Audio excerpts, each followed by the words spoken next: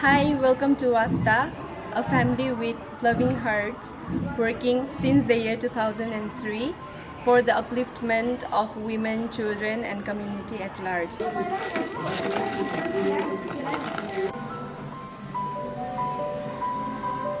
Today we are very much happy to have the Nomads band from Kalimpong at our Gharangan Hostel for Girls for a very special program which we have organized for our friends who are still recovering from various difficulties.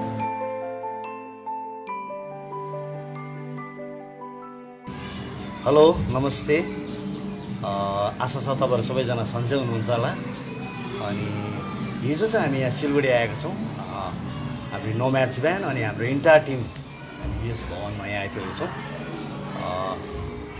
हुन त हामी यो एउटा सानो कन्सर्टको लागि भनेर आएका थियौं तर यहाँ आइसकेर चाहिँ हामीले धेरै कुराहरु जान्न पायौं हामी एकदमै एक्साइटेड कहाँ छौं भने यो आजको जुन चाहिँ हामीले यो कन्सर्ट खेल्छौं र यो दिनभरि हामीले यो नानीहरुसँग जसरी हामीले टाइम स्पेन्ड गरिरहेका छौं त्यो चाहिँ सायद हामीले हाम्रो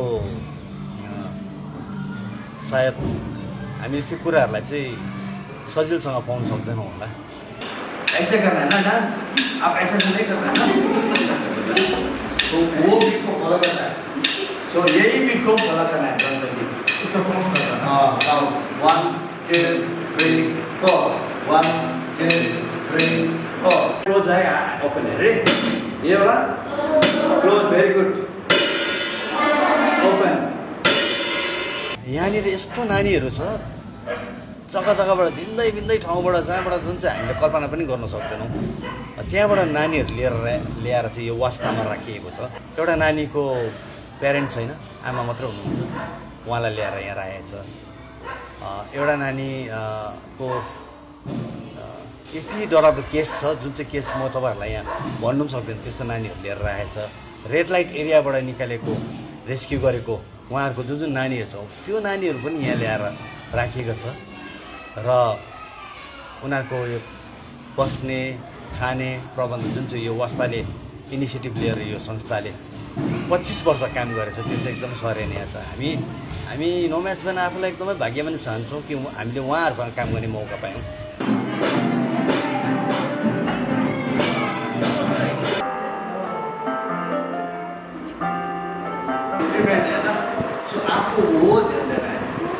कुरा के लाग्यो यहाँनिर आउँदा भन्दा चाहिँ एउटा मैले जाँदाखेरि चाहिँ एउटा बोर्ड देखेँ लभ भन्ने बोर्ड रहेछ त्यहाँनिर त्यो लभमा चाहिँ नानीहरूले त्यो एउटा के कसलाई चाहिँ मिस गरिरहेछ के लभ चाहिँ के हो भनेर है प्रायःले चाहिँ आमा बाउहरू होइन अब त्यो ब्रोकन फ्यामिलीबाट आएको होला मेबी है तर त्यो लियो सो मन छुने खाले रहेछ क्या त्यहाँनिर यो नानीहरूलाई चाहिँ हामीले किन प्रोत्साहन गर्नु हरेस नखानु लाइफमा होइन सो ब्यान्डबाट थ्रु म्युजिकबाट पनि एउटा केही गर्नु सकिन्छ उनीहरूलाई चेन्ज मेबी सानो कुरा चेन्जेस ल्याउनु सक्यो भने पनि धेरै नै हेल्प हुन्छ होला यिनीहरूको लाइफमा।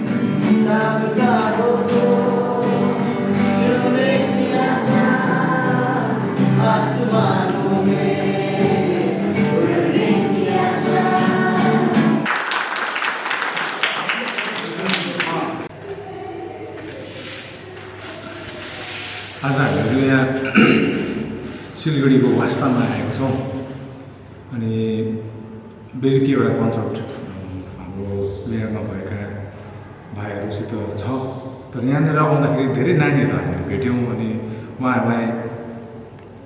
उहाँहरूसित एउटा म्युजिकको वर्कसपहरू गर्न पायौँ अनि यसको हामी एकदमै खुसी छौँ किनभने यो नै हाम्रो इच्छा हो। अनि एउटा यो सानो लिफ्ट भन्ने एउटा हामीले नाम दिएर चाहिँ एउटा प्रोग्राम गर्न लागेको कसैलाई एउटा एन्करेज गर्ने अनि आज नोम्याड्स चाहिँ यतिको लागि नै बनिएको हो।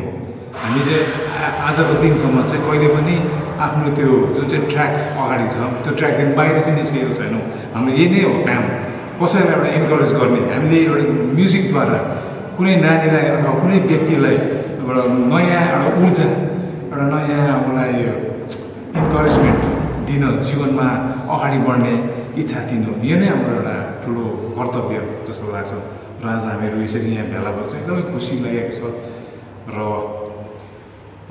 एक्साइटेड छौँ बेलुकाको निम्ति। हामी धेरै कामहरू जुन चाहिँ हामीले बाहिर देखाउँदैनौँ, भित्र गरिरहेको हुन्छ। आज मलाई यो भिडियो बनाउने इच्छा त थिएन, तर अब यो कुरा तपाईँहरूको अगाडि ल्याउनु एकदमै मलाई जरुरी लाग्यो। हामीले हाम्रो थ्रु म्युजिकबाट हामीले यस्तो कामहरू पनि गर्न सक्छौँ जुन चाहिँ कुराले चाहिँ कसैको एउटा जिन्दगी बनिन्छ होइन। आज मैले मेरो म अनि मेरो लगायत सबै टिमहरू बसेर आज हामी दिनभरि हामीले एउटा वर्कसप गऱ्यौँ नानीहरूसँग बसेर। अलि थोरै भए नि म्युजिक सिकायौँ, अनि अहिले बेलुका गएर हामीले एउटा सो पनि गर्दैछौँ उहाँहरूको लागि। अनि त्यसमा चाहिँ बेस्ट पार्ट के छ भने यहाँको रियाबबाट पनि जति पनि पेसेन्टहरू छ भाइहरू उहाँहरू बेलुका हाम्रो सो हेर्नु आउनुहुँदैछ र हामी एकदमै एक्साइटेड छौँ। हामीलाई नोम्याच ब्यान्डलाई साथ यो मौका दिनुभएकोमा हामी एकदमै ग्रेटफुल छौँ र इन फ्युचर पनि हामीलाई मौका दिनु भने हामी यो जग्गामा आएर फेरि पनि यस्तो कामहरू गर्नेछौँ। र यही भन्न चाहन्छु, तपाईँहरूको सपोर्ट माया देखाउनुहोस् र हामी पनि तपाईँहरूलाई यसरी माया गर्नेछौँ। र थ्याङ्क यू सो मच। आप्पाको छोरो अजिर छ मोरो, योभन्दा ठुल्ठुलो स्टर्महरू आफ्नो लाइफमा आएको हुन्छ, तर तपाईँको भित्र एउटा कन्फिडेन्स छ भने चाहिँ यो कुरालाई आरामसे हामी रोकेर अगाडि बढ्न सक्छौँ होइन। सो ट्राई गरौँ आज है। सम्झाउनै साह्रो पैसा नकौडी जता भावी दौडी र भन्छ आप्पाको छोरो म।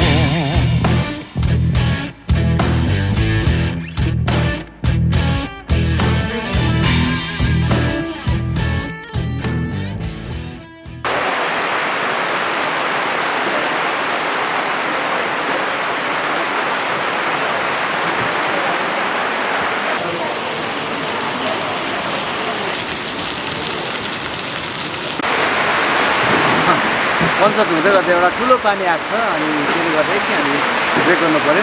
तर खुसी चाहिँ के लागेको छ भने ब्यान्डले पनि पर्फर्म गर्नु पायो र सानो नानीहरू हामी कोसिस गरेको छौँ, उनीहरूले पनि स्टेजमा आयो र हाम्रो रियाबबाट आएको जतिजना पनि पेसेन्टहरू थियो उनीहरूले पनि पर्फर्म गर्यो।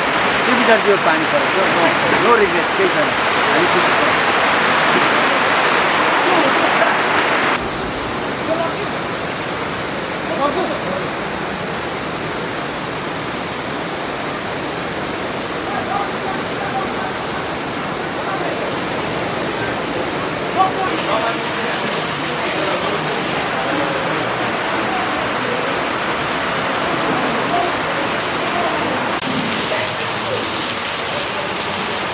हेलो एभ्रिवान, मजा आउँदा पनि हामीले सोलाई स्टप गर्नु पऱ्यो किनभने वेदर कन्डिसन एकदमै खराब छ अहिले सिलगढीमा। एकदमै बेसी पानी परेको कारणले गर्दा हामीले यो सोलाई अगाडि बढाउन सकेनौँ। तर मैले भनेको जस्तै केही उयो छैन अरे, किनभने जो नानीहरू सानसानो हामीले प्रिपेयर गर्थ्यौँ उनीहरूले स्टेजमा आएर उसको पर्फर्मेन्सहरू दियो, हाम्रो रियाबको भाइहरूले पनि गाइदियो। सो हामी धेरै खुसी छौँ। सो लकले या टाइमले साथ दियो भने फेरि हामी फेरि आउनेछौँ अनि यो प्रोग्रामलाई फेरि हामी कन्टिन्यू गर्नेछौँ कुनै दिन कुनै समय।